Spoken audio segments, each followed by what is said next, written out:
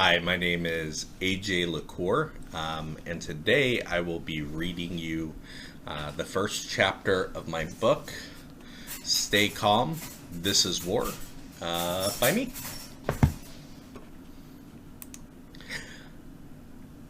Chapter 1, The Unreliable Narrator. My name is Sergeant Rodney James Lecours, U.S. Army, retired, and I will be your unreliable narrator. Now, if it sounds odd to you that I refer to myself as Sergeant or include the bit about the U.S. Army, I assure you, it is odd to me too. I find that it very much plays into my identity, and then, therefore, this story today.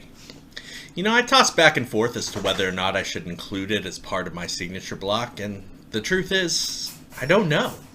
Is that what I am? And if so, is this all I am? All I will be? Furthermore, how do I fit myself into a story? Now, there are things that you don't find in movies or books. Crippling self-doubt and anxiety. Self-deprecating humor used liberally to cover these deep psychological wounds. Now, I cannot be the hero in my own story if I'm not even sure if I'm the good guy, much less a hero. Drama aside, I aim to present you with the unvarnished truth. I will let you pour over my life as I expose every dark fact, every hidden pain. You will share in my triumphs and suffer in my defeats. You, my dear reader, will be presented with the singular opportunity to judge me in a way that no one else ever will.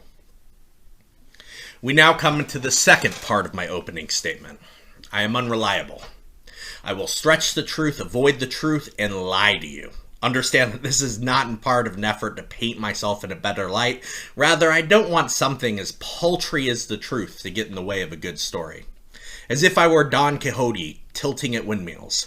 Some of the story exists only in my head. Some of it, however, is the God's honest truth. The rest, and probably majority of the following, probably somewhere in between the two. And if you only believe one thing, it should be that you're better off not trusting me. I aim only to tell my side of the story. If any of the parties affiliated with or mentioned in the following story want their opinions heard, well, hell, let them write their own goddamn book. Also, it should be mentioned that there will be foul language, followed by and preceding foul situations. There are sometimes and some things in life that can only be greeted and properly expressed by the word fuck. As in, fuck me, did I just run over that guy's face? Followed by, fuck, I did. Now it's stuck in the tire. If, in fact, you are able to say those sentences without the usage of the word fuck, you, sir or madam, are far more fucked up than I. So, now that the preface is out of the way, let me start by telling you everything I write is 100% the unadulterated truth. I will never lie or deceive you, O wise reader, as I am counting on your magnanimity to grant me absolution. Good, bad, and in between. I lay myself bare for your judgment. And, at some point in time, I may even tell you the story that I have been promising. I suppose we should start at the beginning. In the beginning, God created the heavens and the earth. Fast forward sometime later, I was born. Now, I wish it had been on some dark, stormy night, emerging into this world with a cry in a time with the last stroke of midnight. The darkness pierced intermittently by bolts of lightning, sage and the smell of fresh rain hanging in the air. But I wasn't. I was born on 4 p.m. on a Tuesday afternoon. I do not remember the weather firsthand, but I've read that it was overcast. I was in a hospital anyway, so who gives a fuck? Weather is for people that live outdoors. Now, I'm told there's a certain flow to stories, a beginning, a middle, and an end, that I should introduce those who share my story and provide backstory and context. This way you can relate to the main character and auxiliary character struggles and understand who they are and why they react the way they do when time for action comes. And with this approach, you can really take time developing a deep personal connection. That way you can feel joy at the triumphs and sadness and their inevitable deaths. Now, stories need to be in chronological order so we can watch a character grow and develop. The first thing you learn about me, well, hell, maybe even the third thing by now, is I ain't no goddamn character. And this isn't a fairy tale. So, fuck 'em, fuck you, and fuck y'all if y'all can't take a joke. I will start wherever I damn well please. Thank you. It was hot. Not like let's go to the beach hot, but like I am going to die hot. The kind of heat you feel when you forget your shoes and have to walk barefoot over asphalt midsummer. Except on your whole body. Now, in order to keep you cool, the Army prescribes an undershirt, a long-sleeve jacket, 15 pounds of body armor for your chest filled with 10 pounds of armor, 2 big samurai-looking pads for your arm, 2 5-pound pieces of armor that fit on your side, and a 7-pound helmet. You know, the stuff that really traps in the cool. You also carry a rucksack or a salt bag.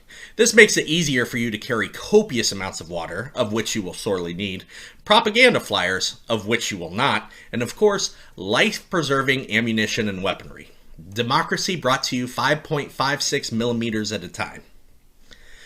The next thing to describe to you is the smell. You know that smell that happens when you're wearing said equipment in aforementioned weather and have only showered with a water bottle or baby wipes for the last 3 months? Well, that is the smell that you are praying to breathe in as you walk down the streets. Open trenches laid to either side that locals use as latrines and place animal offal or byproduct after slaughtering them for market. All baked at 120 degrees for maximum potency. Add in the fact that deodorant was not a social norm in this part of the world. Even the memory makes me gag now. Ugh. The dust was thick and heavy in the air. Clouds of acrid smoke drift across the desert. Trash and cooking fires burning in equal measure. The air was gritty, a literal dusting applied to everyone and everything. It hits the back of your throat, coating your tongue and teeth with a thin film of grime. You try to spit, but the heat sapped your moisture. The dust covers everything. What should be vibrant colors seem muted. Everything was dull brown or other earth tones. The harshness of the light removed life from the things it painted. Now I know what you're thinking. The perfect setting for a hike. Or as the Army likes to call it, a patrol. Some minor things I ought to mention for those of you that can't put two and two together. It is Afghanistan. I am at war. The population hates us. And even if they don't manage to kill us, there's a massive amount of leftover mines from the Soviets, which will blow up on a semi-regular basis that can and will kill us. Which brings me to my first tangent. Also, incidentally, the first person in the story who isn't me. It was a local national who had a job on our small combat outpost as a janitor, and while walking to work one day, he had the misfortune of stepping on a landmine and losing both of his legs. Now, a medic had managed to save his life, but as it turned out, Afghanistan was woefully short on top-notch prosthetics. As a result, he received 2 wooden replacements that were of slightly different lengths. This gave him a rather peculiar gait. On hard surfaces, this is coupled by the tapping of wood prosthetics, hence our name for him. Happy Feet. This, more than any other thing, should give you an idea of what passes for humor in a wartime environment. But I digress. So like any great drinking story, no shit, there we were in the middle of Afghanistan doing a patrol. Now we were in column formation. For those of you not in the military, this looks like people walking in a fucking line. Now, we've reached the point in the story where other people have to be involved, and seeing as I have not spoken to these people and have little to no idea what they're doing and what ramifications will be in their personal life if said stories were brought to light, I will refer to them in such a way that everyone that was there will know who they are, but everyone that was not probably shit out of luck. Now, we are led both literally and figuratively by Staff Sergeant Rod. He is followed by Private Pistols, and then myself, and then Specialist Gunner Leclerc. Rounding out our team was Specialist Chili. Now, Chili was not only a passive-aggressive whiny fuck, but also the driver of our vehicle. So after a short but heated debate, it was determined that he got to stay with the truck and guard the gear. As such, he plays a very little part in this story. I'm not bitter, I swear. Other people followed us in line, but I'm not going to mention them because, frankly, I don't give a shit. There was an interpreter, or terp as affectionately known. Fun fact, most of the times our patrols occurred in column formation. This is because the whole country was landmined, and you were never quite sure where it was safe to walk. By walking in a single file line, we limit our exposure to just the person in the front. This is one of the things that Hollywood often screws up. When we walk in a line, we are not nut to butt. That would eliminate any benefit of being single file in the first place. The first person in a normal single file line stepped onto mine, the next 6 people would die. Rest assured, there's a healthy bit of distance between soldiers. I would say 5 meters, but as you, dear reader, and most of our soldiers are probably American, nobody knows what the fuck a meter is. But rest assured, there is some variance of space between each individual, limiting casualties taken in the event of an explosion. Our Terp came to the front and started to talk to some local nationals. Routine stuff. He asked them who they were and told them who we were.